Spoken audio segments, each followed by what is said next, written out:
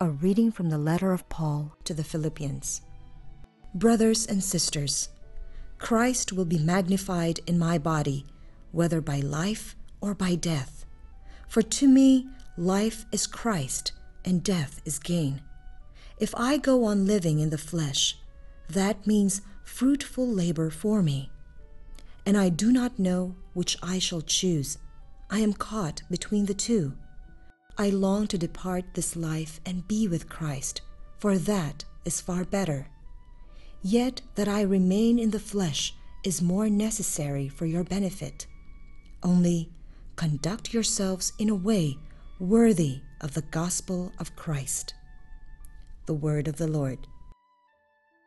Our second reading for this Sunday is taken from the letter of Paul to the Philippians. We have been reflecting on the mystery of divine generosity. While God is a just God, the source of justice, God shows in the first reading that there is a brand of divine justice which is called divine generosity. God goes beyond the dictates of strict distributive justice. You get what you deserve. While again, that is not negated, God sees our needs. God knows of what stuff or material human beings are made. And so God can be generous in forgiving, generous in mercy, while God exercises justice. What happens to a person who is influenced by divine generosity? What happens to a person? What change do we find in a person when divine generosity enters one's experience?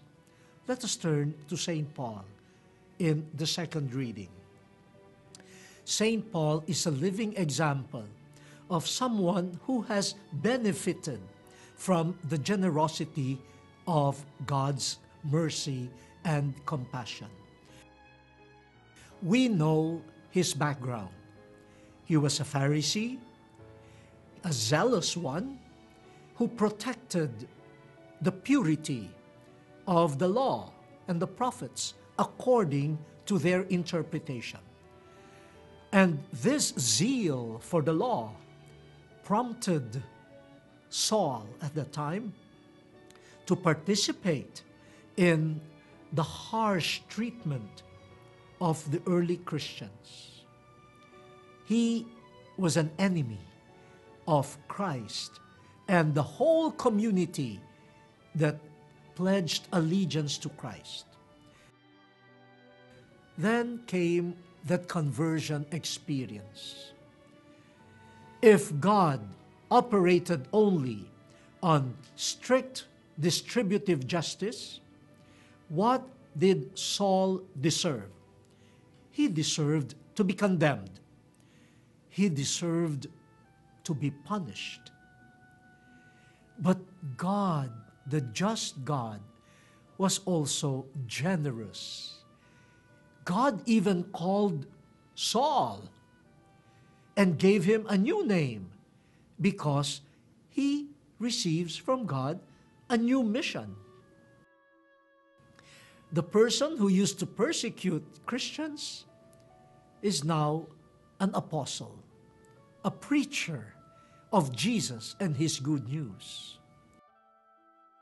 Experiencing the generosity of God, which gave him a new lease on life and a new mission in life, St. Paul now can tell the Philippians, look, I am torn.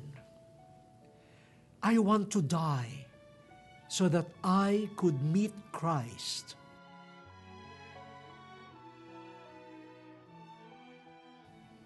Look at that.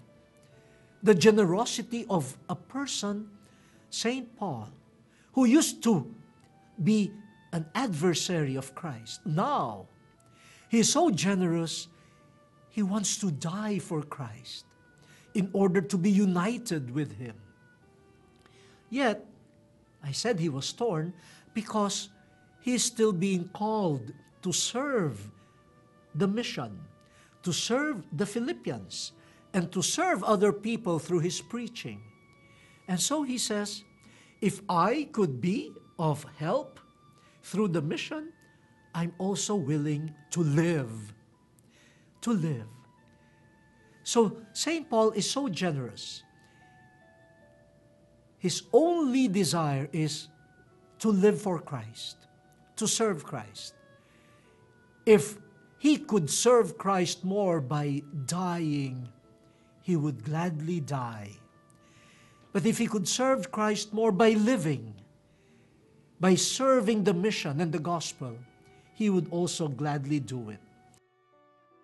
A person who has been changed by the generosity of God now becomes fully generous. Life offered to Christ, whether that means death or mission, everything will be for Christ and the church. We learn from St. Paul. How can you be generous? Look at how God has been generous to us. And you will be, extra generous. You will go beyond the demands of justice. You will not count your time, your remuneration. You will just give all. You will live for Christ.